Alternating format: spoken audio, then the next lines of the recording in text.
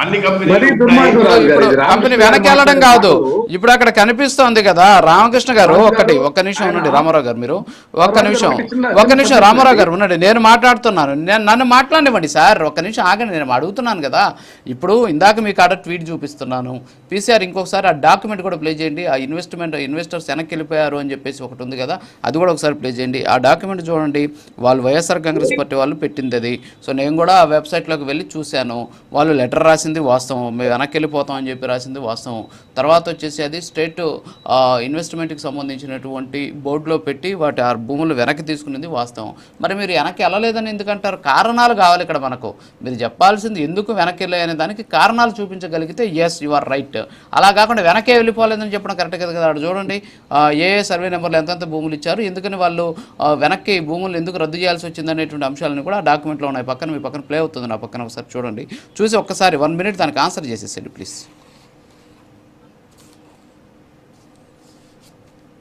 రామకృష్ణ గారు సార్ చూస్తున్నాను sir. Yeah మీరే ఆన్సర్ చేయండి. అవును సార్, దీనికైతే ఇది కరెక్ట్ కాదో కూడా ఒకసారి చూసుకోవాలి కదా సార్.